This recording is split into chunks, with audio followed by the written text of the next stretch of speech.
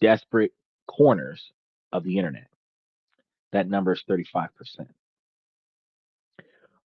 On average, when both parents seek custody, a father is legally granted just 35% of parenting time. And this isn't just a number. And look, let's think about 35% really quick because 4 quarters in a year, 25% is 3 months. 35% is 3 months and a few nights and weekends in addition to that. So basically, dad gets the summertime and then Friday through Sunday for the rest of the year. That's it. That's pretty deep. And while this isn't just a number, this is the engine that can power a silent epidemic that is parental alienation. It's the exact amount of time that can create a perfect environment for one parent to gradually and systematically erase the other parent from the child's life. It's the difference between being a parent and being a visitor. This is a look at the shocking data and the very real pain and the systemic issues that allow fathers to be pushed out of their children's lives. And more importantly, this is about what you can do to fight back about it. So I want you guys to hang out with us today because we're going to be covering a lot of stuff. But let's be clear from the start that 35% figure, cited by sources like Custody Exchange, is a powerful symbol. But the reality on the ground is even more complex. It's not a single universal law. Truth is, parenting time for fathers varies dramatically from state to state. For example, some studies have shown the average of fathers in certain states in closer to a mere 26.4%. Some fathers don't get any. And at the same time, the national trend does show a slow but meaningful shift towards more equal 50-50 shared parenting arrangements, but it's far, far away from reasonably equal. But for the fathers that are actually living this, those national trends feel worlds away. They lived experience after experience that is one of being sidelined, completely cut out of the child's life, and ultimately used as just a second source of income. That 35% or 25% or whatever your number is, far below 25%, where some parents are getting less than 5 minutes a week on the phone, where they're not even doing an hour a year. It is that bad. Okay. It it isn't just a calculation of days. It's a fundamental redefinition of your role as a parent to the child's life. You go from tucking your child in every night to hoping for a good night call. You are no longer an active present parent. You are just considered the fun dad at best. And this limited time creates a vacuum. And into that vacuum, something deeply toxic can grow, which is that parental alienation. Parental alienation operates like a covert campaign that gradually replaces a child's natural bond with their biological father with fear, contempt, or indifference, or all of the above. It's a strategic and sometimes unconscious process of psychological manipulation designed to serve and sever the bond. And this isn't just a bitter ex saying a few nasty things, it's emotional abuse of the child and a profound psychological assault on the targeted dad. The tactics are insidious, often follow a predictable playbook. It often starts with character assassinations. The alienating parent constantly badmouths the father, calling him selfish, unsafe, uncaring, until the child starts to internalize this as a truth. Then it escalates to emotional blackmail and the loyalty test. The child is made to feel guilty for enjoying time with their dad, or they get in a lot of trouble with the people who have possession of them because they had a good time with their dad. And then there's the opposite where they are rewarded for rejecting their fathers. They learn that loving one parent is a betrayal of the other. And they typically stick with the parent that they spend the most time with, which means the one that they spend the least time with ends up becoming the enemy. This is reinforced by withholding a uh oh also not only withholding, there's also the level of distorting information. For example, school events, medical updates, and milestones are hidden from the father. Then the child is told, see, he didn't show up because he doesn't care, rewriting reality in the child's mind. Soon, contact interference becomes routine. Visits are forgotten or deliberately canceled last minute because of any excuse under the sun. They might claim that the child is sick or they just don't have the time to benefit the engagement. Calls go unanswered or they're monitored, making the dad appear either intrusive or disinterested. One 2024 study identified 8 distinct alienation strategies, including these patterns of false accusations and visitation sabotage. Finally, the alienator works on rewriting the history. Positive memories with dad are minimized or mocked. He was never really there for you, is some of the things that they'll say, while minor mistakes are exaggerated into proof that he's dangerous. The alienator may even enlist others surrounding the child with a chorus of negative messages.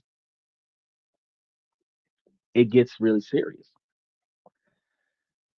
And if any of this sounds familiar, you need to hear this. Fellas, you are not going crazy. This is a recognized pattern of abuse that is incredibly difficult to prove and devastatingly effective. Men have been, and you got to think about this because a lot of men now in 2025 grew up without their fathers in the 80s, in the 70s, in the 90s. And we always blame the fathers because that's what we were taught by the mothers and the people who were pushing the fathers out of their lives. But now that we're on the opposite side of the fence, as the men being pushed out of the child's life, you can actually see from the other side exactly where the dads were. Some dads don't have that drive to continue to fight for decades to be in their child's life, or the child grows up without the father while the father continues to fight. It's crazy.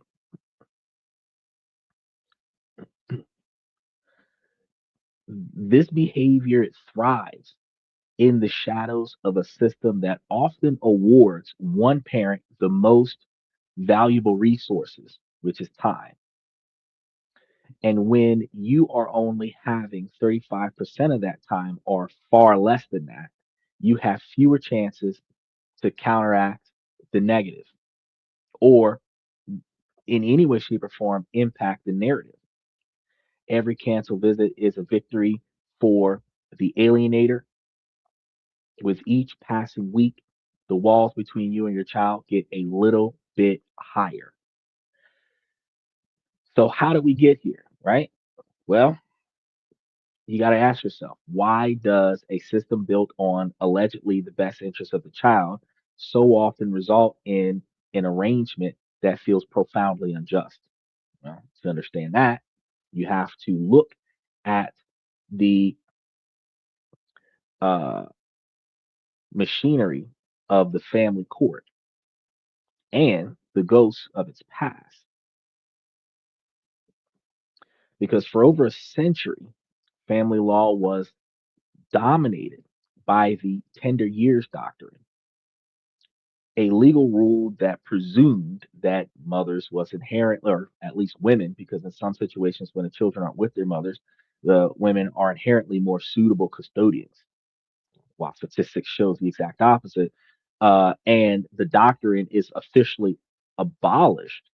Its legacy persists still in family court here in 2025. So the cultural assumption that mothers are primary caregivers and they are better suited for the children allegedly can still influence judges, mediators, and evaluators.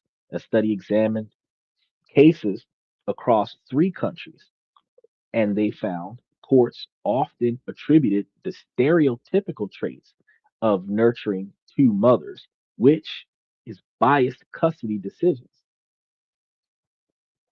This is the bias so many fathers are feeling. It's the sense that you're walking into the courtroom at an extreme disadvantage because not only are you marginalized, you're underprotected by the law.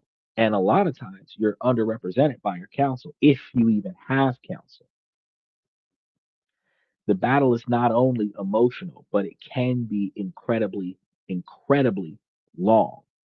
While many custody cases are resolved in a few months, high conflict cases can drag on for a year, 3 years, 9 years. You have some fathers 8.5, 10 years down the line, finally winning custody. If the child was 2, 3, 5 years old at 10 years into fighting a case, the child is 13, 15 years old. But if the case started when the child was 6, 7, 8 years old, and you're 9, 10 years into a case like this, the child is 16, 17, 18 years old before you resolve the case. The entire childhood, you're fighting to be in it, and you're not in it at all. Lawyers and judges acknowledge that a subset of the minor contentious cases can effectively run for 8 years or longer, but that doesn't look like one continuous trial in a lot of scenarios. It's a brutal chain of repeated motions, evaluations, appeals, case plans, failed case plans, contempt of court that span a huge portion of a child's life. And in these situations, the conflict continues until the child ages out of the system, turning 18, when the formal custody orders end and they have the final say on the contact that they want to have. For these families, the child spends the majority of their childhood with court orders in constant flux. And when you start with a structural imbalance like a 35% schedule, it creates the perfect conditions for the alienation to thrive, with 65% of the time, the other parent controls most daily routines, school interactions, and conversations, giving them far more opportunity to shape the child's narrative.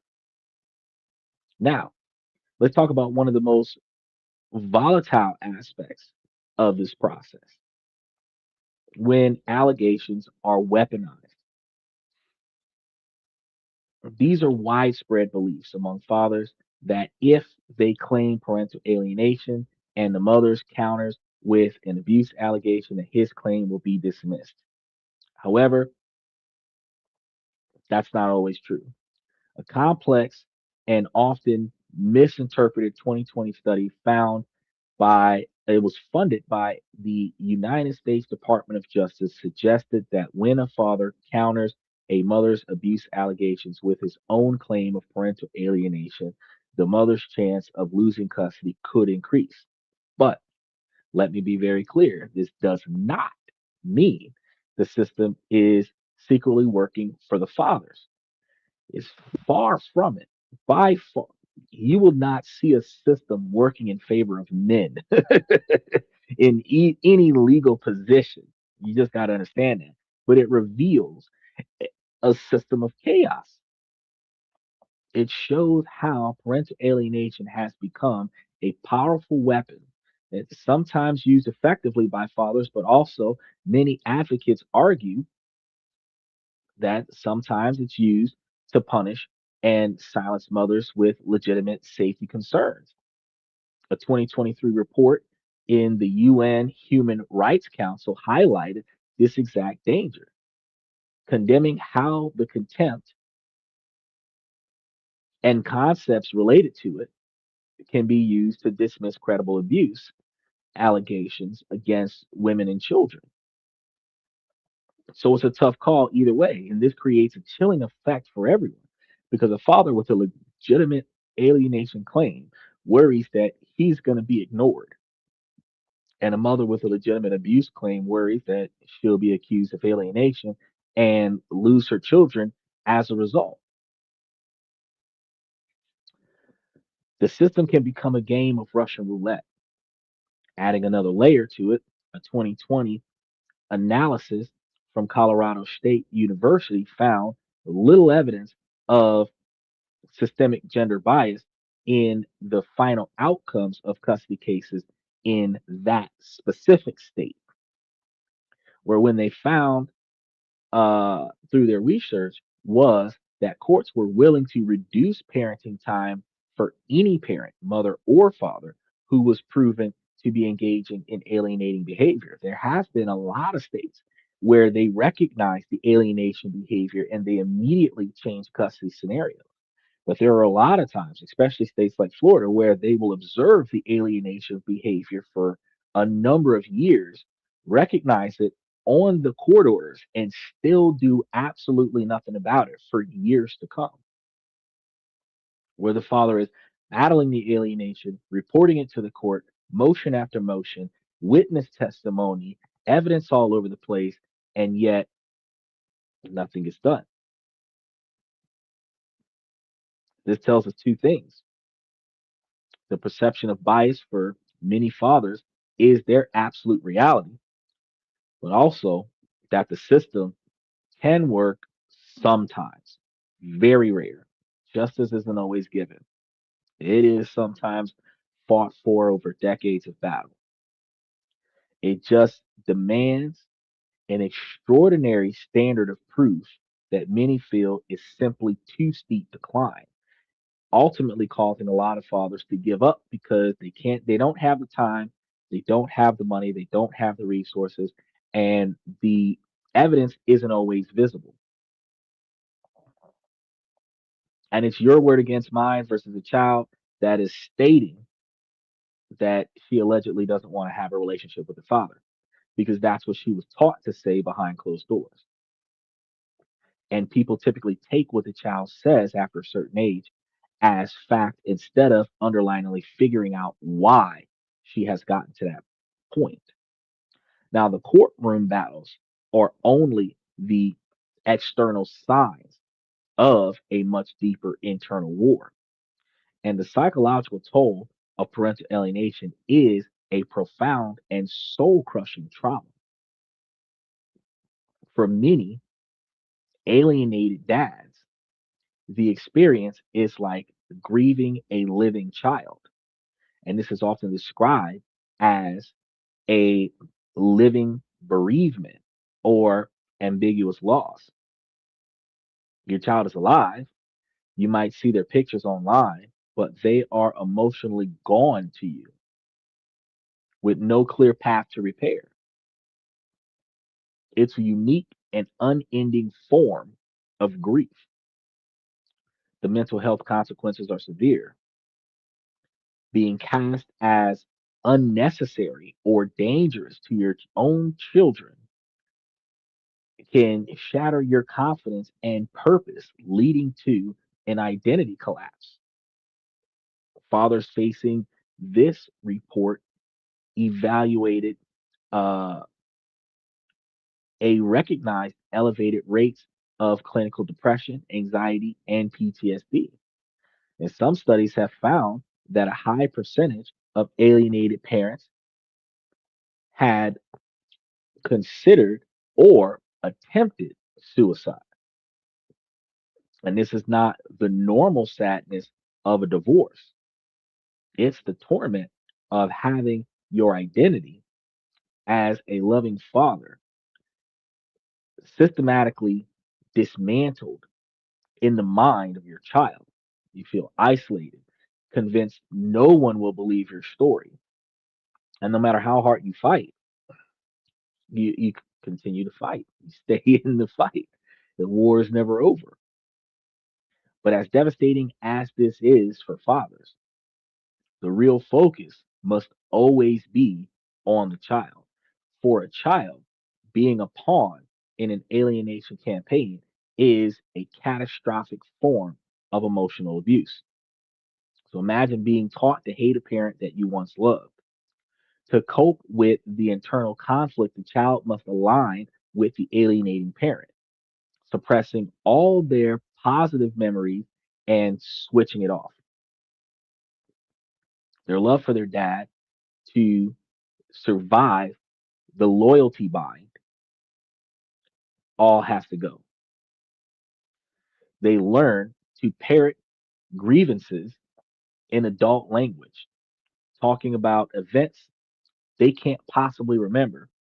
They live in a constant state of anxiety, fearing they'll lose the alienating parent's love if they show any warmth to the targeted parent. The long term effects are heartbreaking because research shows children who experience parental alienation are at a much higher risk for psychological problems that can last a lifetime. They often suffer from low self esteem, depression, anxiety, and can have trouble forming trusting relationships later in life. They learn to see the world in black and white, where people are either all good or all bad. As some research shows, the end point of this process is a staggering number of adolescents losing all contact with their fathers. And this isn't a child simply moving on, it's the final act of an eraser campaign, leaving the child with a blueprint for a lifetime of psychological struggles. And this all sounds bleak, but feeling hopeless is what the alienator is counting on. They want you to give up. It's time to shift your strategies. First, you have to shift your mindset because you are not a victim. You are an advocate. So, fellas, for especially all of you out there on the streets right now protesting about this, you are not a victim of circumstance. You are an advocate of hope. And while technically in your civil lawsuit, you are considered a victim, you and your child is considered a victim under the injuries of law, but you're also an advocate. You're not fighting against your ex or whoever has your child. You are fighting for your child to protect them from the emotional abuse. This is a rescue mission. So when you reframe it this way, every decision should be filtered through one question: how does this serve my child's best interest? Not what you personally want, what you know to be in the best interest of your child, because you might personally want your child to live with you and you don't have the adequate conditions for that. But what you know is that the lifestyle that your child is living in is not good for her. And while you're working to change your life to be a little bit more conducive for her to be in, or him, if you have a son, you have to recognize that the child is still supposed to grow up in a safe environment. That's something that you have to do a lot of work for. Second, you need to become a relentless record keeper. The family court system runs on evidence, not emotions. So having verbal conversations with people isn't always good, especially if you can't record the calls. And you got to be careful about that as well. But when you're communicating, you want to communicate via email and you want to communicate via text message. So the conversation that y'all are freely having is clearly documented so that the evidence and the proof is there. And then you have to appropriately present it to the court. You need to build a mountain of credible proof, document everything, log every single interaction, every scheduled visit that was denied, and the reason that they gave you, if any. You want to save every manipulative text and email. Note down word for word any alienating phrases your child repeats. And if it's legal in your state, you want to make sure that you record the phone calls. After a conversation, send a follow up email through a court monitor app just to firm our call. You mentioned you couldn't make the exchange because your child Johnny is sick. Hope he feels better. Please let me know when you can reschedule. That type of message locks it in. But this creates a timestamp record. Remember the Colorado study? Courts do act when alienation is proven, but it takes them a while to act because they'll see some signs of alienation, but they may not see enough signs of alienation to take action, or they may not see enough signs of alienation to want to take action, especially if you've shifted through multiple judges over a number of years because the case just continues to linger. And you're in a situation where the new judge is picking up where the old judge left off and the case has already been destroyed. The new judge might not feel comfortable with changing the scenario, even though changing the scenario is by law what is supposed to happen. Life changing decisions, human beings don't really want to make those to change somebody else's life because what if this goes wrong? But this is the only way to prove what's going on in your situation. The third thing is the best interest of minor child standard. This is going to be your North Star, but it is also going to be a double edged sword because when you are in these cases, especially when state agents are involved, there is a large quantity of best interest of minor child statements that are used to undermine your rights as a parent. It prevents you from being the best parent that you can be. And then the fact that you are not able to be the best parent that you can be due to their negative interference, you will find yourself in situations where they will use your lack of action or your lack of success or the lack of visible evidence since they stopped you from performing to claim that you're not doing enough.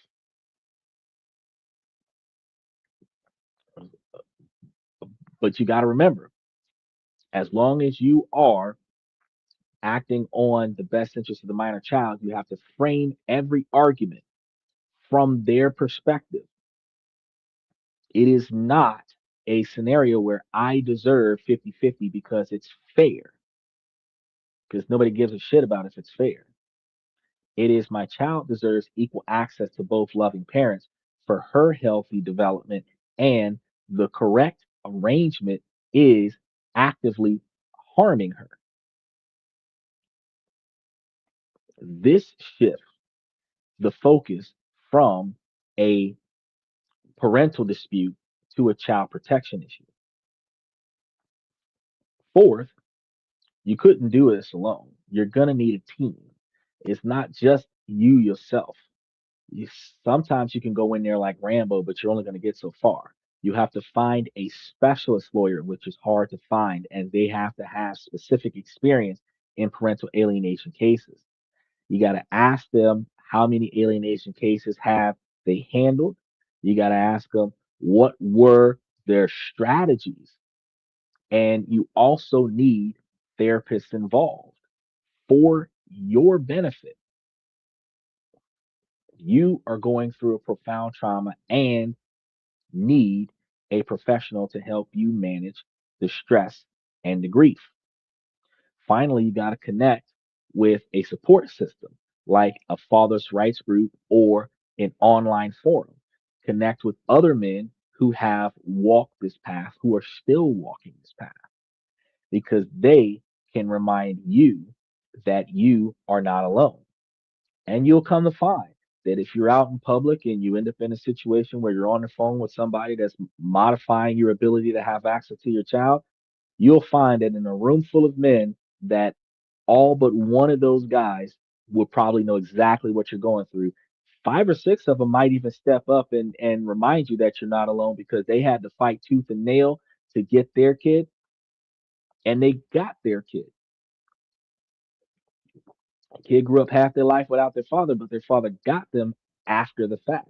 And a lot of times there are going to be some situations where you fight the whole childhood and you're able to connect with the child after the child grows up because the system just did not work in your particular case. But you can't give up on the kid.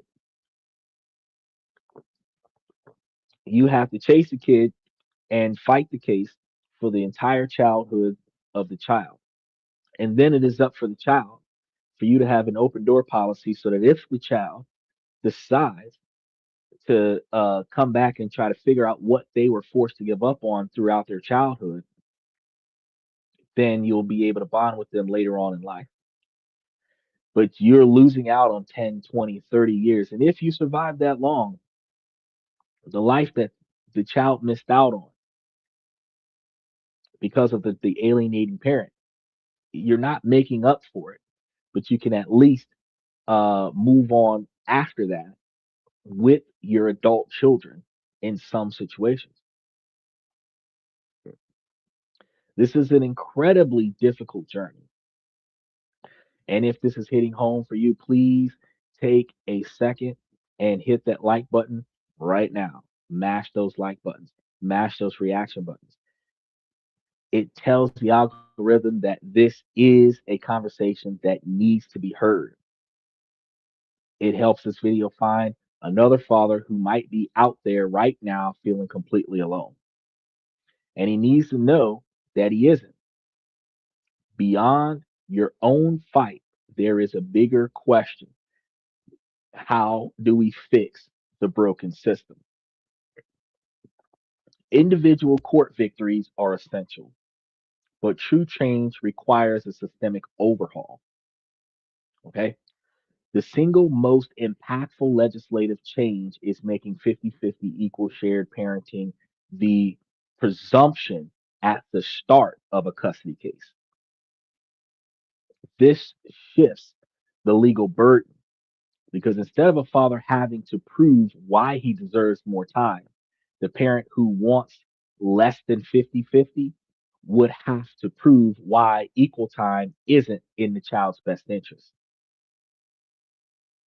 This one change would dismantle much of the historical bias and reduce the opportunity for the alienation to take hold. Alongside this, there's a desperate need for mandatory training for judges and court professionals because they need to be educated on the tactics of alienation and the dynamics of coercive control. Naming parental alienation as emotional abuse of the child and uh, relational abuse of the targeted parent is a critical first step. But the judge has to know what they're looking at.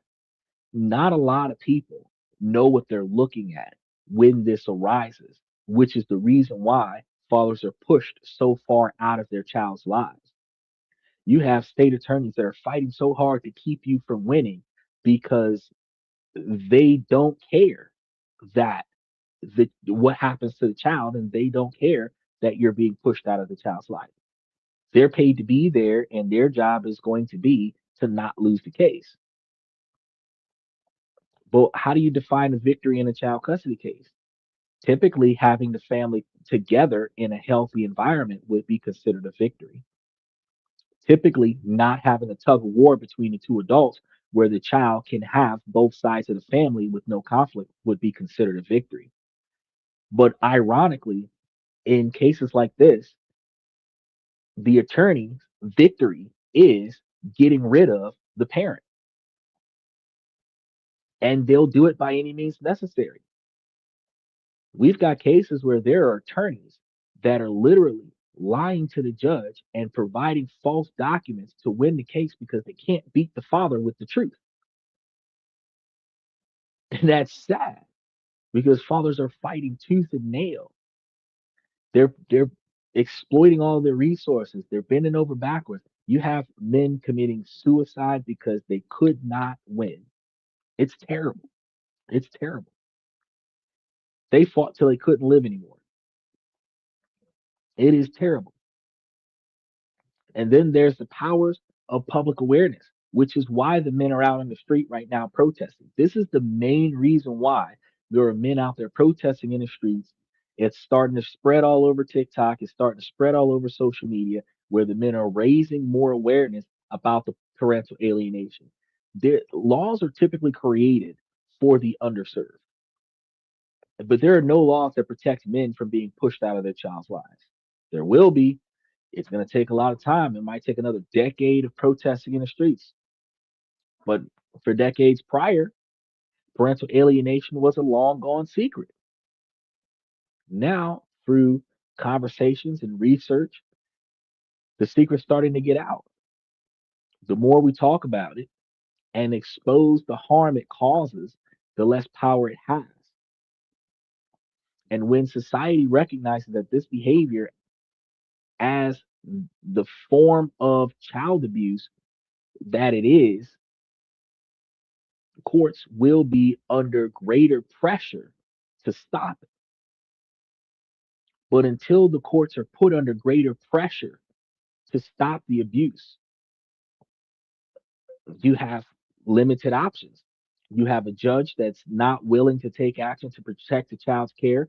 You have to build a sequence of evidence showing the judge full recognition that there are issues that need to be addressed that the judge does not want to address, that is recognized as favoritism, and that the lack of action can be perceived as favoritism in a court when the lack of action is the full recognition of contempt or biased behavior that is driving the case because no judge is supposed to allow any type of bias, race, religion, gender, or any kind of bias is supposed to be allowed to drive the outcome of the case. So if the case is being driven by bias of any kind, then that judge can be deemed unfit. You would have to go through the motions, potentially with your attorney, to recuse that judge. But you have to make it clear that uh, the best interest of the minor child is that the child is protected, and the child has not been protected because she's been allowed with full knowledge of the court that the child is in an ongoingly abusive environment where you have multiple reports from multiple places that indicate this environment is not good for your child. You have to stick with it. And then if you can't get that judge to make a change, then you have to change judges. And in some cities, in some states, some court systems, you can change judges at least twice. But when a new judge walks on your case and they look at the devastation, they're going to be jaw dropped at what the heck is going on. Hopefully you win, but it's not always whether or not uh, it's not whether or not you win the case because it's not over after the first case. You got to think about in a lot of states, parental alienation in minors that is documented and recognized over years. There's a statute that indicates that up to 7 years after the child's 18th birthday, you can take civil action in a federal court to get reparations for the last 18 years of injustice that you've encountered. Which means that even if your kid ages out of the system, you might have been fighting since your child was 5, 7, 9 years old, and you've been fighting the child's entire childhood, and you still got 2, 3 more years left of fighting because you walk out of the family court and then you're walking into the federal court. So that number, 35%, it isn't really about a number at all. It's a symbol of a system that often feels biased and is struggling to catch up with the reality of modern fatherhood. It's a symbol of the fertile ground where the poison of parental alienation can grow. And we've seen that the system can be a chaotic battlefield where powerful concepts are weaponized and the truth can be buried. And we've acknowledged that the profound psychological damage inflicted not only on fathers, but more importantly on the children caught in the middle make it the worst environment to be in.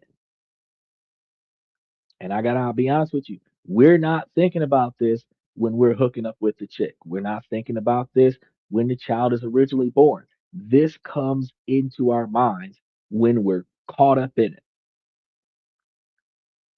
But most men are only caught in this situation one time because after you get out of this time, you're not likely to allow yourself to be drugged into it a second time.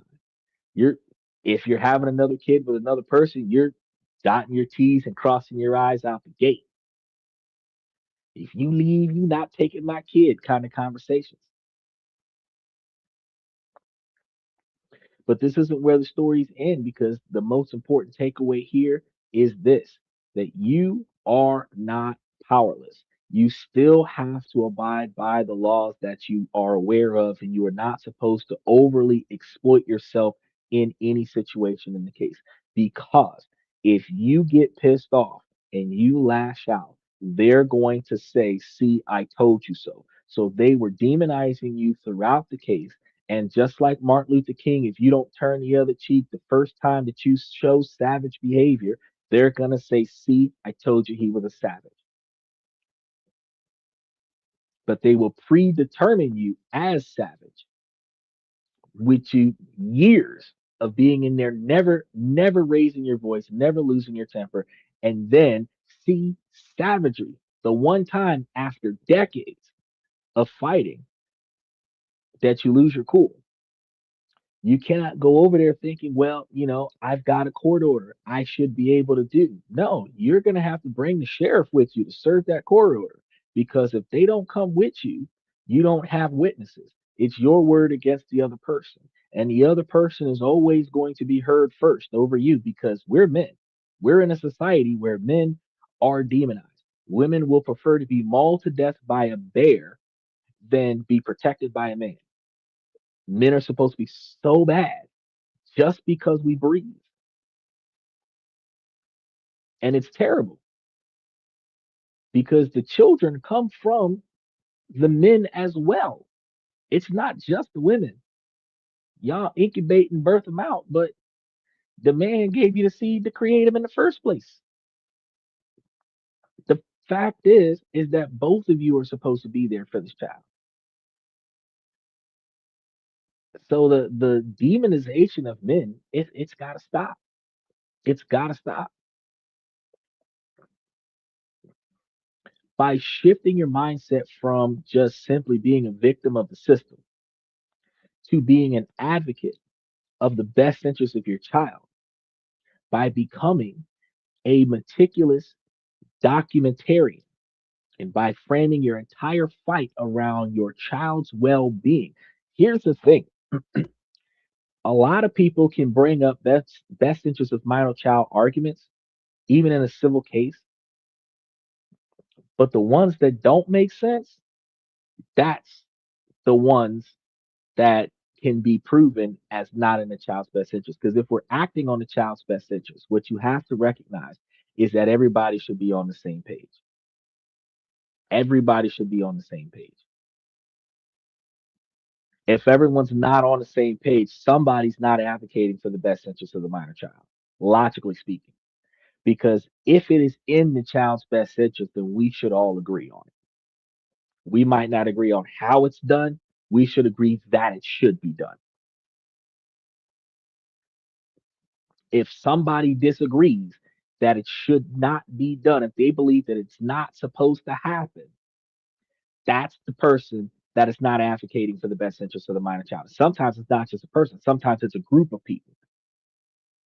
And I can tell you something, fellas, with the increase in female judges, because remember, historically speaking, there were more male judges. I wanted to say 100%, but there were way more male judges when the ruling used to always be child with the mother or child with the woman. With more female judges, it's starting to become more balanced, and there's like 33% of the judges are female. But until that judge rules in your favor, you're in a courtroom where the judge is female, the attorneys against you are female, all of the court employees are female. Sometimes the bailiff is female. The only man in the room is you, and sometimes your attorney. And you can feel so far outnumbered and so far overwhelmed because you are the only man in the room that is protecting the best interest of the man in the room. You're the only man in the room standing up for the child, and everybody else is just working off bias. And I can tell you here in 2025, the fact that's still happening, it doesn't matter what race you are, you will feel the exact same way that minorities used to feel when we had white and color signs back in the 40s and 50s. You're the only one here that don't belong here, is how you're going to feel in this legal system. But you have to continue to advocate for your child's well-being. You have to go there. You have to show up. You can't miss a court date. You can't be late. You have to find a way to juggle working a full-time job so that you can show financial stability whenever they ask for it, but still be 100% available for the court. If you're working for somebody else, you have to get the cooperation from the employer to come up missing on random days so that you can show up for long hearings where nothing gets done. And then you go home empty handed every day, every year. Nothing changes, nothing improves. In fact, it erodes and gets worse until one day the silver lining hits. It's not just that your child is grown. Sometimes it happens before your child is grown that a judge finally takes action. And sometimes you got to replace the judge that won't take action so that you can have a judge that will take action. But when that action does happen, you finally get your constitutional rights protected minimalistically, and you might see massive changes. And once those massive changes occur, you might start seeing massive improvements. But if you quit, what'll happen is you'll lose your child forever. Because at some level, no matter how bad your child talks to you, no matter how bad your child treats you, they don't want you to give up. They don't have a choice. That push pull method that women have, where they like you to chase them kind of scenario as adults, that type of behavior is learned from childhood. Push them away and make them keep coming back for more. But see, truthfully, if you don't come back, that's where the void begins. If they push you away until you give up, that's when the void begins. Fight until you can't fight no more. That's when the void begins. And see, the issue that you're going to have in that scenario is that no matter what age your child is, when you stop trying, your child is going to not like the fact that you gave up on them. But you didn't give up on them. You stopped trying the case. You couldn't afford it. You have work to do. Some of y'all started a new family. You've got a lot more obligations you got to stick with. Your kid can come and find you when you're grown, when they're grown, kind of scenario. The kid is going to internalize that and feel like you gave up on the child. So you can't quit. You can't stop. You got to keep fighting. You have to take the abuse until your last breath or until your child is grown because there isn't another option for you. That's the sacrifices of men. And a lot of women don't understand that men are going through a lot more than what they talk about. And because of societal norms or double standards, the men are left out of anything that's considered beneficial. We work till we die, we fight till we die, we suffer and struggle till we die. But never do we get the benefit of life because our job is to provide that benefit to somebody else. That's it. That's it. We provide that benefit to somebody else. We're getting it to give it to the girl, we're getting it to give it to the kids, but we're not benefiting from it. We're passing it on to somebody else. The struggle is always on the man. Now, women can argue that they have struggles too, but the struggles that the women will claim to have in situations like this is solely and 100% due to the fact that you just don't give the child to the damn daddy. I done had plenty of people come on the show complaining about how they have the children all day and all night and they need a break and this, that, and the third. Well, when daddy come home, why don't you just let him take the kids and do him? Let him take second shift.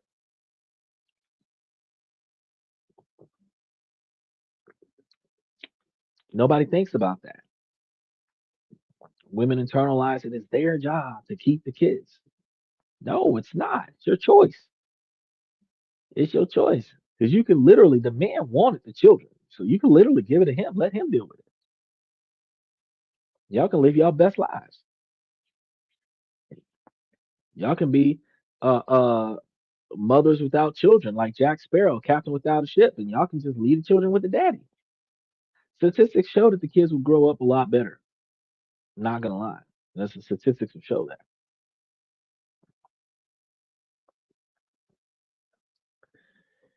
So again, if you change your mindset to an advocate, you must start becoming a meticulous documenter and take down every insignificant note, every insignificant detail, because it does matter. And then frame your arguments not just about what's fair for you, but what is in your child's exclusive best interest. And then build a team that you can count on. You might be able to navigate a little bit of this broken system while it's still going to take the largest period of time. And this is going to be one of the hardest journeys a person can take next to a death penalty, capital crime legal case that lasts 10, 15 years. Probably the only thing harder. But at least in that situation, you did something wrong. In this situation, typically, the guy didn't do anything wrong. He's just targeted because the prize is the child. And if you sabotage the man, he doesn't get the child. Ironically, by sabotaging the man and delaying the legal process, you have stolen the child from the man because you are keeping the child until the case resolves itself. So if you keep the case from resolving itself, you keep the father from ever getting the child.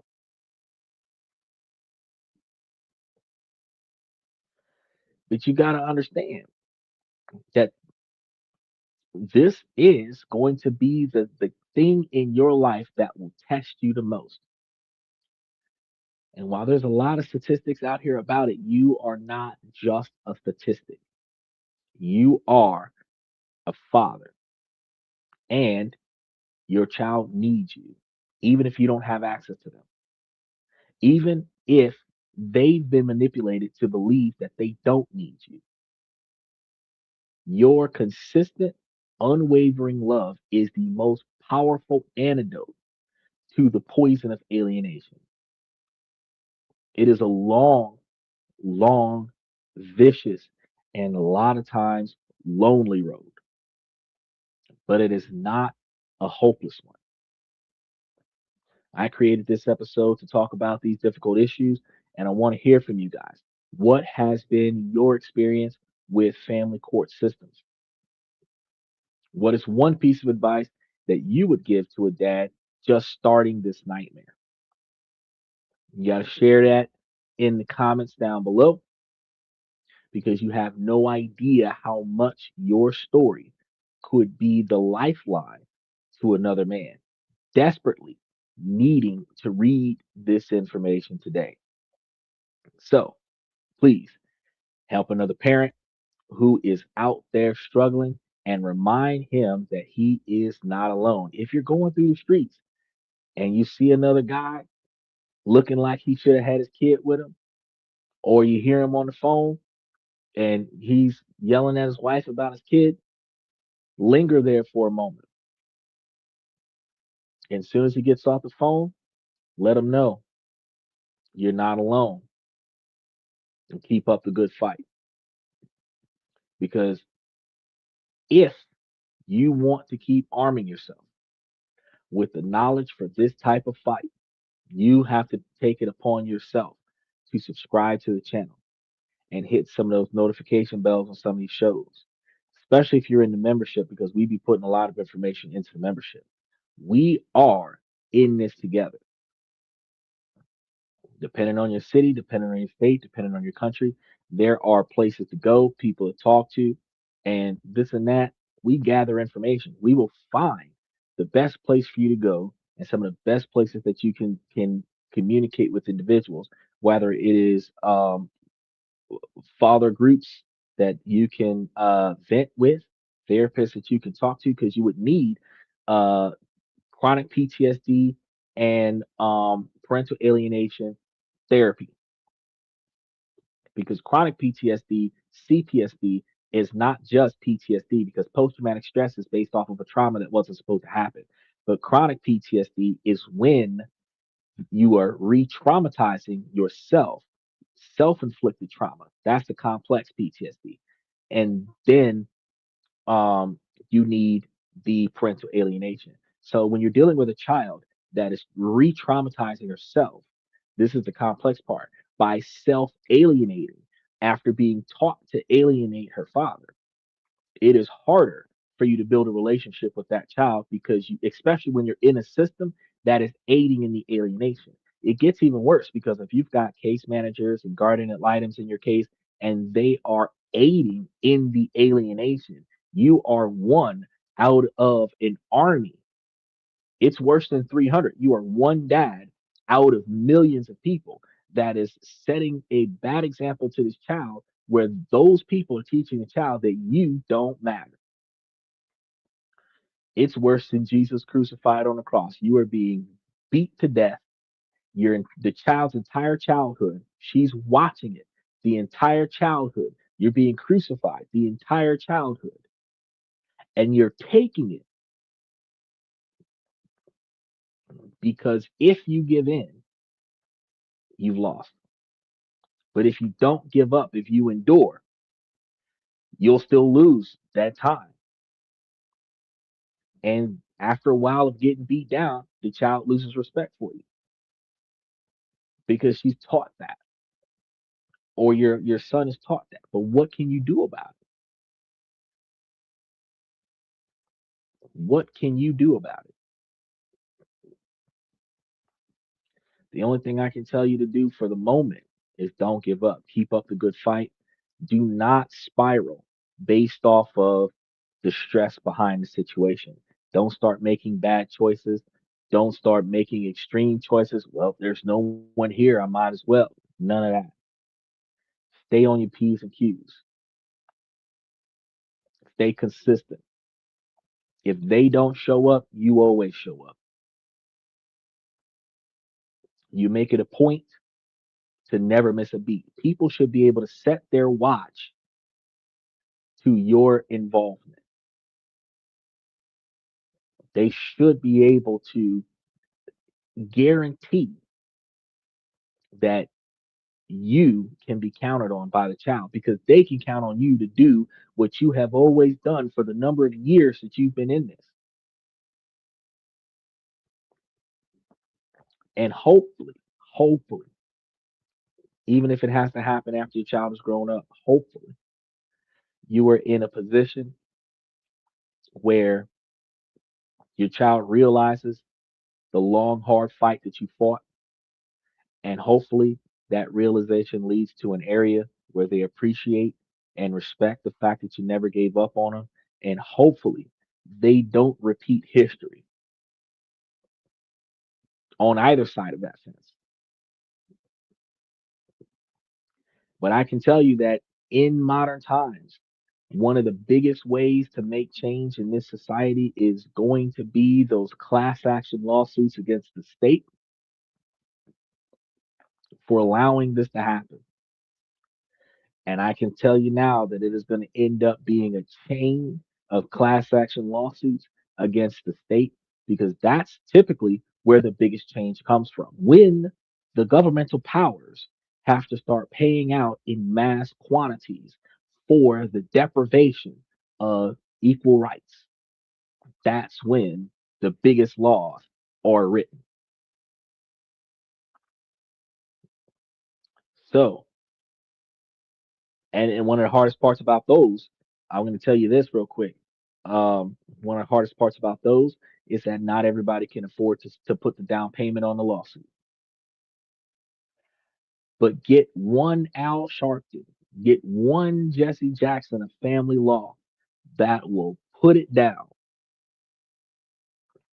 and start that chain reaction. You will come to find that after each state is paying more than their GDP for reimbursements for the ongoing trauma for multiple parents stemming back decades, you will find that state by state, this situation will change.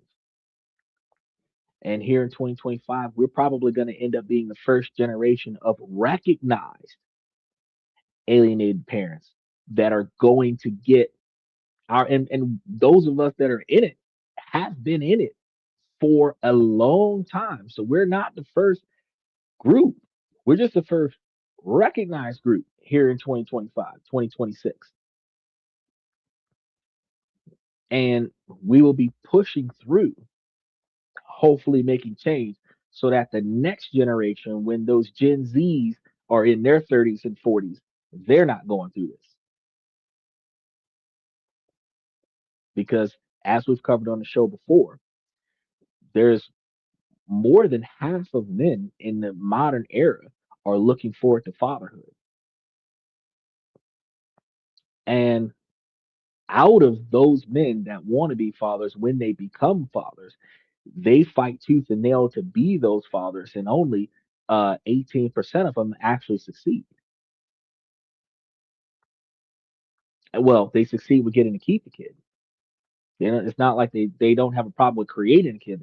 They succeed with keeping the kid. So then you're looking at here's going to be another dynamic, ladies. When y'all start going into the dating field, y'all are going to start looking at a larger systemic of men that are only interested in the type of woman that is going to be what we're looking for, the traditional woman. We want to start families with women that are not going to run off with the children and throw us on child support because that dynamic is all about the money. We want the family, and that's what men are looking for. So the women that are in their 40s and 50s that are complaining about the behavior of men, the man's behavior is changing because men want to be fathers. They want to build a legacy. They're not working until they die just so that they can entertain a bunch of whores. They want to start a family and they want to build a legacy with their own genetic structure, not somebody else's kids. While I believe that adoption should always occur, take a kid that doesn't have a family and give them one. Every man still wants his own. So at least one of these kids got to be his out of all the kids in the house, right? And when y'all recognize that, y'all will recognize the difference in decisions that y'all make in family court, outside of family court, on the first date, when you guys start getting intimate, when the children start coming out, your decisions should start being different. Because if these men really want to be in these children's lives, these men really want the children in their life. Your responsibility is to make sure that he does his responsibility. So not keep him at arm's length, force him to be in the thick of it.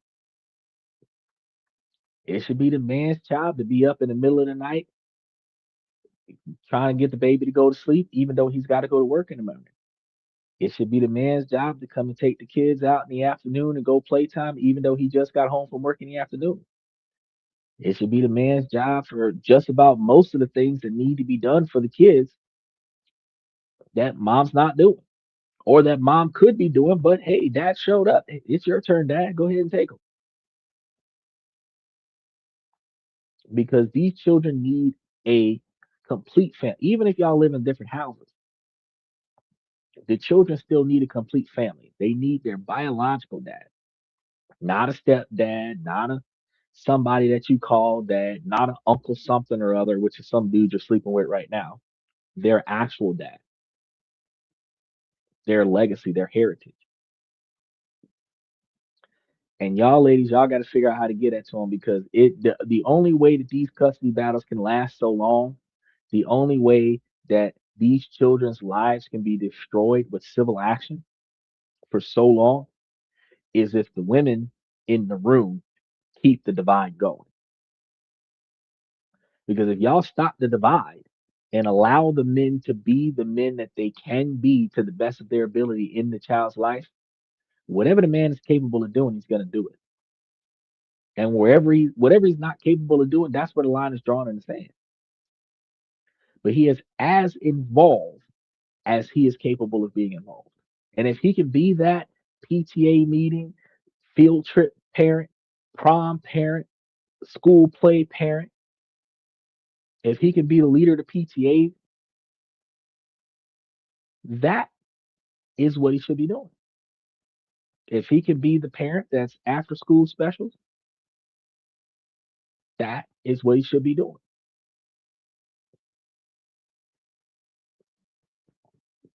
So for the ladies, I'm going to give y'all this message. Y'all need to make it your job to make it his job to be wherever the kid needs a parent to be.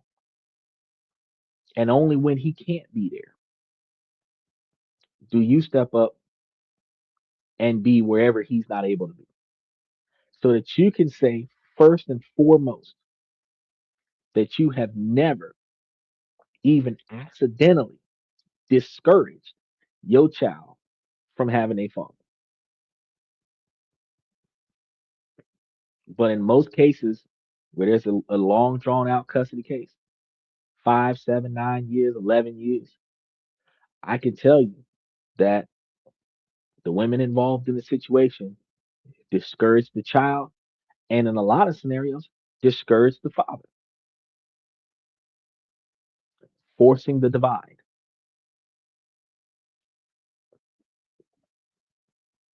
The men never give up. Like loyal dogs, they keep fighting for a family that doesn't even want them anymore. And you got to ask yourselves, why do y'all put men through this?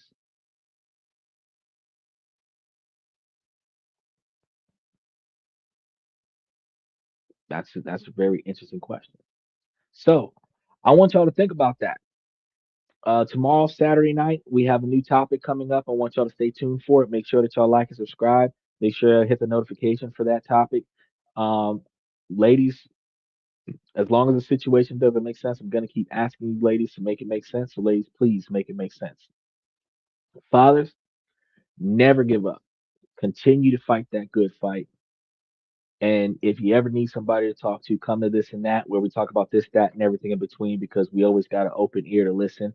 And fellas, if you ever want to come on to the show uh, and talk about your struggle, I can tell you that I can create a specific show just out of the blue and just kind of give you your days where y'all can come on to the show live. Y'all can hit that like and subscribe button. Not the like subscribe button, the link that we have in the show.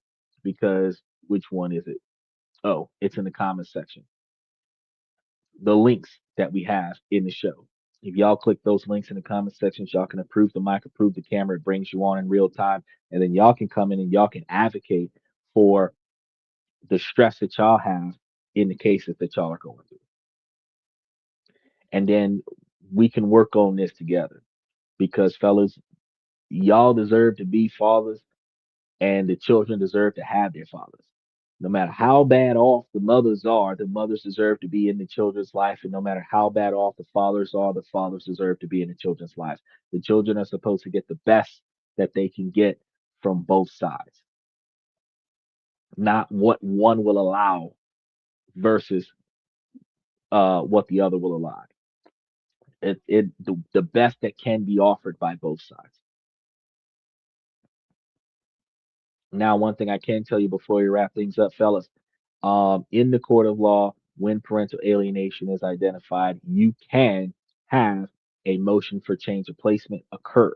You got to talk to legal counsel to get the details about it, but the way it works is the shorthanded identification of it is that when it is proven that the child has been conditioned to push away the father, the child is then ordered for a new environment. Sometimes it's a different placement, like a foster home or something to that effect, if they have not finalized placement with you. But other times it is placement with the targeted parent to close the case.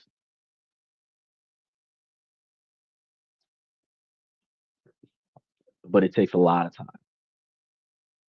You can't give up because just when you could have won, you might have quit 3 weeks early and you missed your moment. So you got to stick with it. You got to keep reminding the judge that the judge is has got to recognize this and the judge has to protect your child. You have to keep reminding the judge because if you don't continue to remind the judge, they'll paint a picture that you're in a completely different case than what you're already in. And you'll still end up losing, not because you lost the case as an adult, you're losing because you allowed your child to be in an abusive environment. They allowed your child to be in an abusive environment, and nobody's saving the children. So don't give up, fellas. With that being said, I want to thank you guys for coming to this and that. I'm your host, Sander, where we talk about this, that, and everything in between. And I'll see you guys tomorrow.